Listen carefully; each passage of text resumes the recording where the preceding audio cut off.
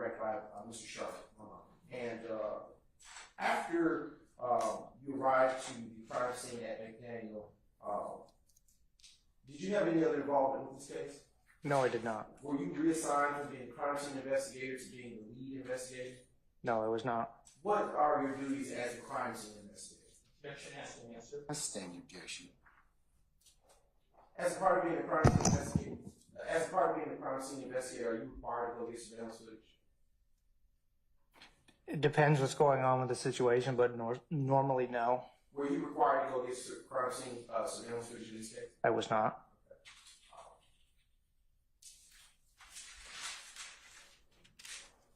You were asked several questions on cross-examination by Mr. Matthews, and based on the questions regarding the firearms inside,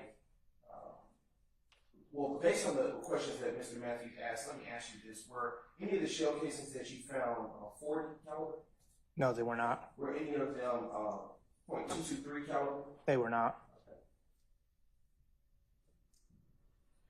You also were asked about fingerprint evidence with respect to shell casings. Why do you say there's a possibility? It's a possibility of anything nowadays with technology and collection of latent prints or DNA evidence.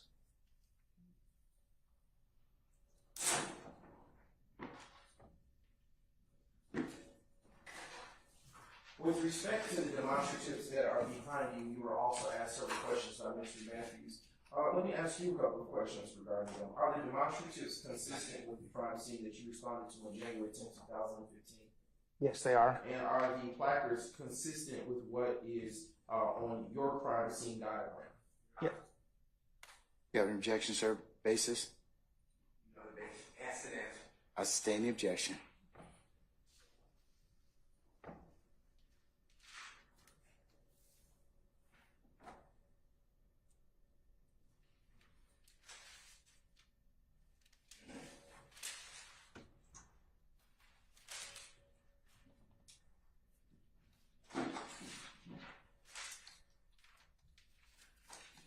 Okay. You were asked by Mr. Matthews if you took a warrant out for anyone's arrest. Do you remember that? Yes. Why wouldn't you have taken a warrant for anyone's arrest instead? My only involvement was doing the crime scene. I didn't have any, I guess, direct involvement with doing the full investigation, as I had my own cases to work. You were also asked if you prepared any supplemental reports by Mr. Matthews. Do you remember that question? I do. When does a person prepare supplemental reports? At any point during the investigation, mine was done 2 days after the incident occurred, by the time I gathered it together. So it could vary from case to case. It could be a day, it could be a week, it could be a whole year before an investigation is complete. But why would anyone provide a supplement to a report that was already written? So I'm not sure that. Let me ask a different question. You prepared a diagram in this case, correct? That's correct. And would there have been any need for you to prepare something in addition to that diagram for this case? I sustain the objection. Would there have been any reason for you to prepare? Oh, let him finish. Let him finish. Would there have been any reason here for you to prepare another report? No. In what circumstances would you provide an additional report?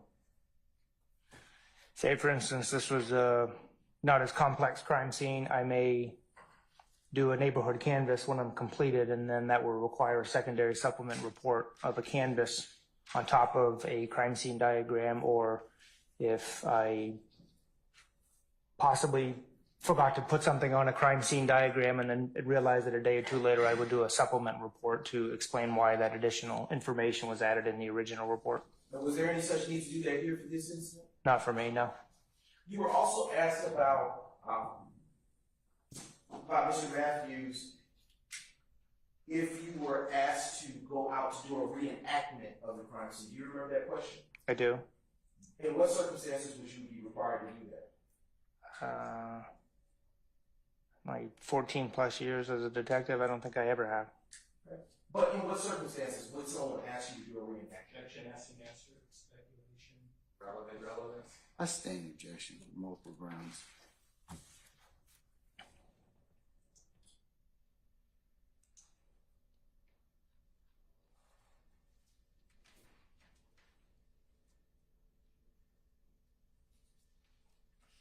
would you have not performed any investigation into the cell phones?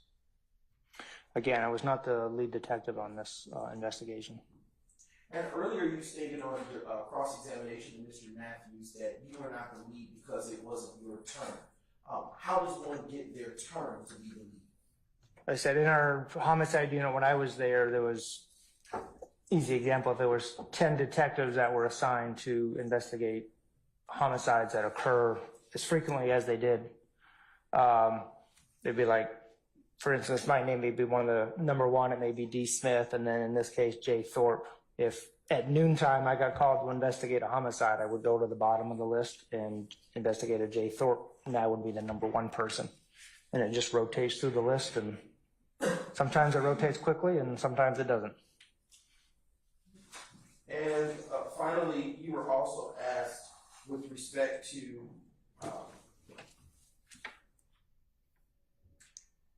whether you performed a background on the firearms found in the Tahoe. Do you remember Mr. Matthews asking you that question? I do. And why wouldn't you have performed any background on those firearms found in the Tahoe?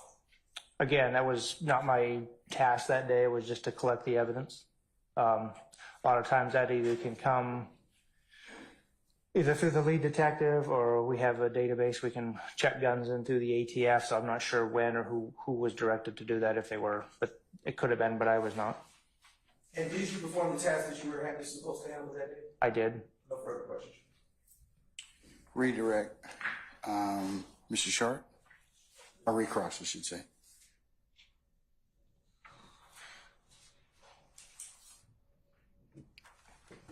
You were just asked if you performed the task that you were supposed to handle that day. Who determined what you were supposed to handle? I volunteered for it to do the crime scene. So who determined what you were supposed to handle? I did. Okay.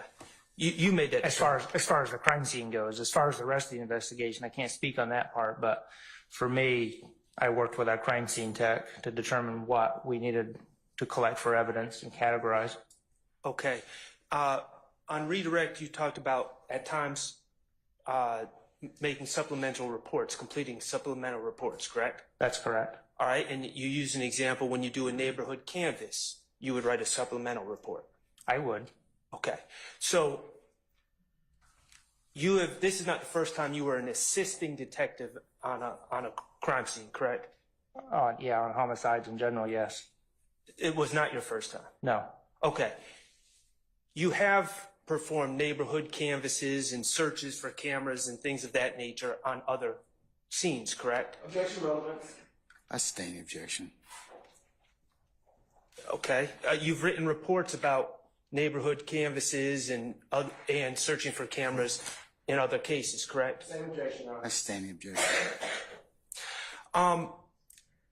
On redirect, you said you were not required. That was the state's word, required. What to look for cameras? When you said you were not required, what did you mean by that? Again, that wasn't my function for that particular day. It was to gather and collect and categorize the evidence that was there. Okay. Detective Thorpe never specifically asked you to look for cameras, did he? Not that I recall. Okay. Detective Thorpe never specifically asked you to walk up Hills Avenue, correct? Not that I can recall. Or Northside Drive?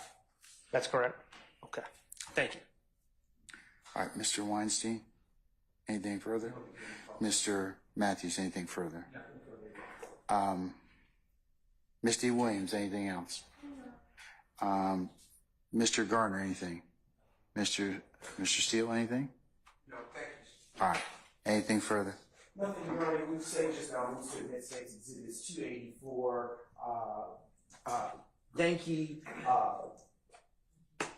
Foxtrot, and 284 Yankee Golf into evidence at this time. For demonstrative purposes, correct? Yeah, yes, sir. All right, they're admitted. Okay,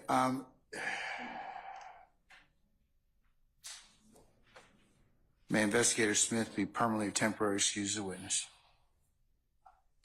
Permanently, Your Honor. All right, Investigator Smith, we're going to permanently excuse you as a witness But please don't discuss your testimony with anybody except the attorneys in this case, and thank you for your patience with us, okay? Thank you for All right. getting me in before vacation. All right, thank you, sir. Thank you.